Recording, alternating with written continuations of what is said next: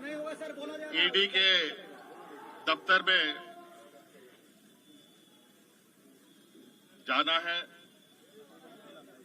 जैसे कि मुझे सम्मन दिया गया है, और उस संदर्भ में जो राज्य में इल्लीगल माइनिंग की जांच ईडी कर रही है, उस संदर्भ में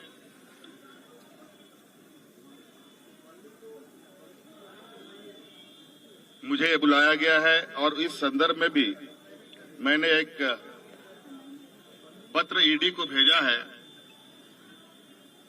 जो आपको भी उपलब्ध करा दिया जाएगा कि किस तरीके से 1000 करोड़ का घोटाला के बारे में जो जिक्र आया है साहिबगंज जिले से, बड़ा दुर्भाग्यपूर्ण है कि सालाना भी अगर हम देखें पूरे राज्य में स्टोन चिप्स से 1000 रुपए की आमदनी भी नहीं होती। इसका आधार कैसे बना, कैसे नहीं बना, ये समझ से परे है। और 1000 करोड़ रुपए का घोटाला करने के लिए कितने करोड़ों का खनन होगा, उनका ट्रांसपोर्टेशन कैसे होगा, और जो विगत 2 साल को अगर हम देखें, जब से एजेंसी जांच कर रही है, जो आरोप लगे हैं वो कहीं से संभव प्रतीत नहीं होता है। मुझे लगता है कहीं ना कहीं एजेंसियों को पूरी विस्तृत जांच पड़ताल करने के उपरांत ही किसी ठोस निर्णय पे या एक ठोस आरोप लगाना चाहिए। आज मैं राज्य का मुख्यमंत्री हूं, एक संवैधानिक पद पर हूं, और जिस तरीके से सम्मन की कार्रवाई चल रही है, लगता है कि हम लोग देश छोड़ के भागने वाले लोग। और मेरे राजनीतिक इतिहास में मुझे नहीं लगता है व्यापारियों को छोड़कर कोई राजनीतिक दल देश छोड़ के भागा हो, या राजनीतिक दल के नेता देश छोड़ के भागे हो। और आज कहीं ना कहीं ऐसे कार्रवाई से राज्य में एक संशय की स्थिति उत्पन्न होती है। कार्यपालिका को निरंकुश करने का एक माध्यम बन सकता है, सरकार को अस्थिर करने का भी एक षड्यंत्र कहा जा सकता है। कहा जाए कि जो हमारे विपक्ष हैं, जो सरकार बनने के बाद से ही सरकार गिराने के षड्यंत्र लगे हुए थे, और यह षड्यंत्र की पनडुब्बी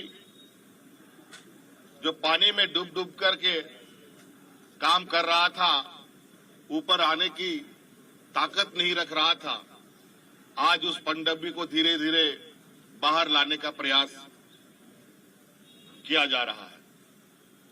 आपने देखा चुनाव आयोग महीनों पहले राज्यपाल महोदय को अपना मंतव्य दे चुका है, लेकिन राज्यपाल महोदय अभी तक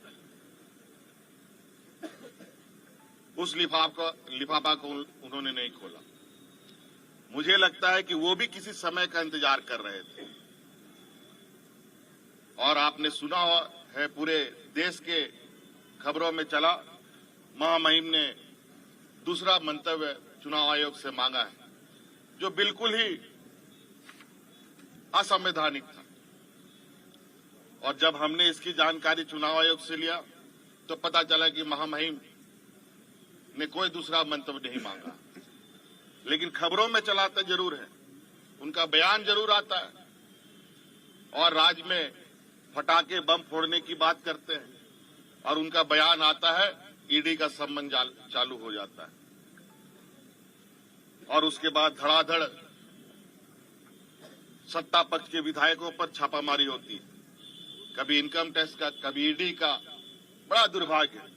और जो मुझे अभी जो खबर आ रही है, और भी विधायकों के ऊपर, सत्ताधारी विधायकों के ऊपर ये छापा मारने की तैयारी कर रहे हैं। ये कहीं ना कहीं राज्यपाल भी राजनीतिक से जो संवैधानिक पद है, जिसको हम कहते हैं कि ये पार्टी से संबंध नहीं रखता है, निष्पक्ष इनका विचार आता है, लेकिन मुझे नहीं लगता है ऐसे कार्यकलाप से कि वो ऐसे षड्यंत्रकारी राजनीतिक को और दलों को संरक्षण दे रहे हैं। तो इसलिए मैं अपनी बातें, जो मोटा मोटी जो आरोप एजेंसियों के तरफ से है, उसकी प्रति आपको उपलब्ध कराया जा रहा है कि किस तरीके से जो आरोप है वो आरोप निराधार होता है।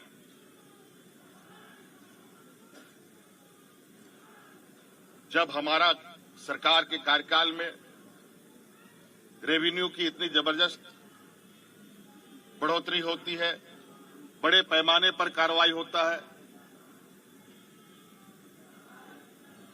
और जब इनकी हमारे विपक्षियों की पूर्व की सरकार थी, उस समय के आरोपों को देखें, रेवेन्यू में भी नुकसान, कार्रवाई में भी धीमी गति। जब राज्य के संसाधन को हम बढ़ा रहे हैं, राज्य के समग्र विकास की एक लंबी लकीर खींची जा रही है, आज ऐसे में कहीं न कहीं सरकार की जो छवि है और सरकार के ऊपर जो विश्वास राज्य के जनमानस पर बढ़ा है, विपक्षियों को बिल्कुल अब ये स्पष्ट हो चुका है कि वो अब राजनीतिक हाशिए पर जा चुके हैं। तो आज मुझे लगता है इस देश का लोकतंत्र का सम्मान होना चाहिए और लोकतंत्र के अंदर जो कार्य करने वाले लोग हैं उसको भी निष्पक्ष तरीके से अपना काम करना चाहिए। और मैं बिल्कुल आश्वस्त और विश्वास के साथ कह सकता हूं, और आज मैं जा रहा हूं,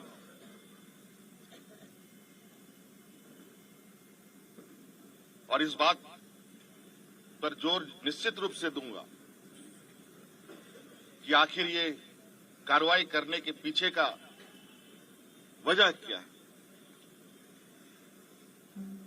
आज गिट्टी बालू देश का सबसे बड़ा अगर रेवेन्यू व्यवस्था है, तो मैं तो कह रहा हूं आप लोगों के समक्ष कि गिट्टी बालू जो पत्थर चिप्स है, बालू है, इसको मेजर मिनरल में भारत सरकार शामिल कर ले, और जो कोयला लोहा है वो राज्य सरकार के माइनर मिनरल में शामिल कर दे।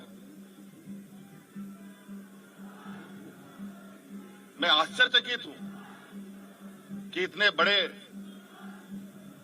आरोप इतने हल्के में कैसे मुख्यमंत्री के ऊपर लगाया जा सकता है। धन्यवाद। जोहार। चलना